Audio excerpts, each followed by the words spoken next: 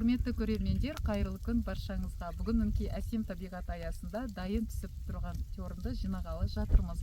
Құдай қаласа рецепттермен бөлісетін боламын. Достар, видеоны аяғына дейін қарамастан бұрын сіздерге бір ғана өтінішім болып тұр.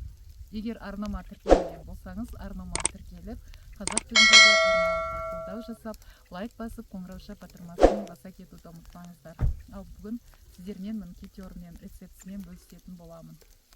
Тёрін жидегін қандай жидек деп ойласаңыздар, тёрін жидегі сливаның жабайы түрі болып саналады.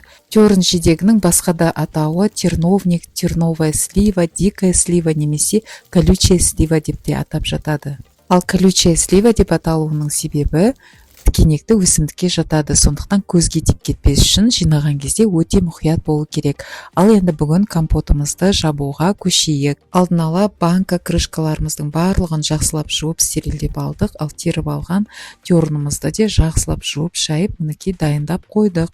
Ал енді тёріннің қандай пайдасы бар, бір-екі ауыз сөз тоқтала кетейін. Құрамында С, калий, магний витаминіне толы, осы тёріннің денсаулыққа пайдасы өте зор. Тіпті көптеген аурулардың алдын алатын таптырмас емдік қасиеті бар. Сондықтан күздігүні дайын піскен осы тёріннің жеміс жидектерін теріп алып, немесе көктемде гүлдеген кезде гүлдерін теріп алып, дәрі-дәрмек ретінде қолдануға болады. Ал енді басты тақырыбымыз компотымызды жабуға оралайық.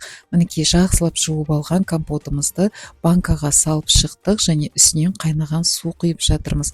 Қайнаған суды банканың ернегіне дейін толтырып, қазір бір 20 минуттай, 25 минуттайға қойып қоямыз. Себебі табиғи слива болғандықтан кішкене сәл кәдімгі үй жағдайында өскен өріктерге қарағанда көбірек ұстайтын боламыз.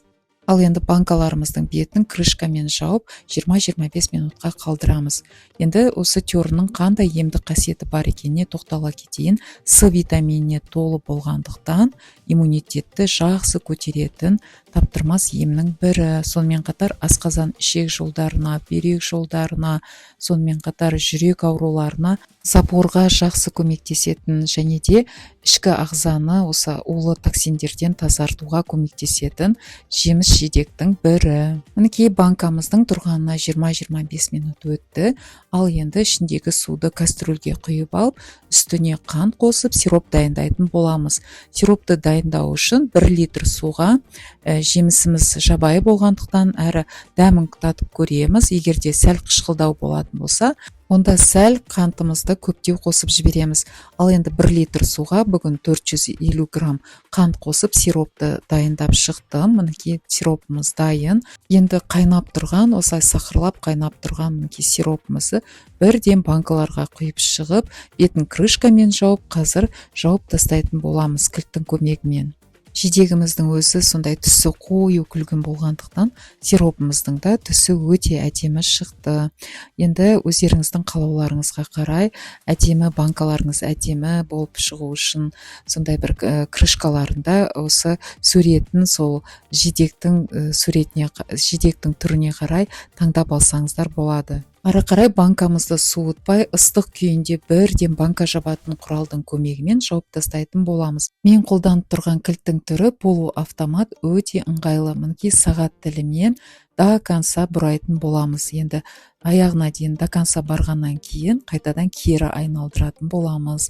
Мінекей дайын болды. Енді банкамызды төңкереміз. Яғни банкамызды төңкеру арқылы дұрыс жабылған, жабылмағандығын тексеретін боламыз. Егер крышкасы дұрыс жабылмаған болса, онда тексерген кезде осылай су тамшылайтын болады. Мінекей ары-бері айналдырып, одан кейін төңкеріп қоямыз және мұқият қарап шығамыз. Егер осы банканың крышкасынан су ақпайтын болса, онда банкамыз өте дұрыс жабылды деген сөз. Ары қарай дәл осылай қалған банкаларымызды да жауып шығатын боламыз. Достар, егер компот қайнатқыларыңыз келмесе, онда дайын жидекті теріп алып, дәнегінен тазартып, кептірілген жеміс жидектерден күнде атвар, аш қарынға атвар дайындап ішсеңіздер, оның емдік қасиеті өте күшті.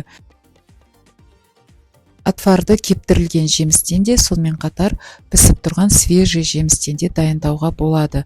Және де осы курс лечения 4-5 күнге жүреді. Яғни таңертең бір ас қасық осы жидекті алып, үстіне 250 мл қайнаған суды құйып, 1 сағаттай қойып қоясыздар. Одан кейін 1 сағаттай настаиваться етіп дайын болған отварымызды аш қарынға ішетін боласыздар. Осылай 4-5 күн ішсеңіздер емдік қасиеті өте зор. Дәл осы әдіспен көктемде гүлдеген кезде гүлдерін теріп алып, біраз қасық кептірілген гүлге 250 мл қайнаған суды қосып, 1 сағаттай настаивать етіп ішетін болсаңыздар, аш қарынға бүйрек, бауырды тазалауға, жүрек ауруларына, асқазан ішек жолдарына, қан тамырларын, тіпті ағзадағы улы токсиндерді шығаруға мықты көмектесетін жеміс-жидектің бір түрі болып саналады. Мінекей компотымыз дайын болды. Осылай төңкереміз де үстін жылы көрпешемен жауып 1-2 тәулікке қойып қоямыз. 1-2 тәуліктен кейін мінекей компотымыз дайын. Енді қоймаға апарып қойсақ болады. Достар, видео пайдалы болса, видео ұнаса, лайк басып, пікір қалдырып, каналымды қолдап жіберулеріңізді сұраймын. Сіздермен бірге болған мен Марал Есенова. Сау саламат болыңыздар.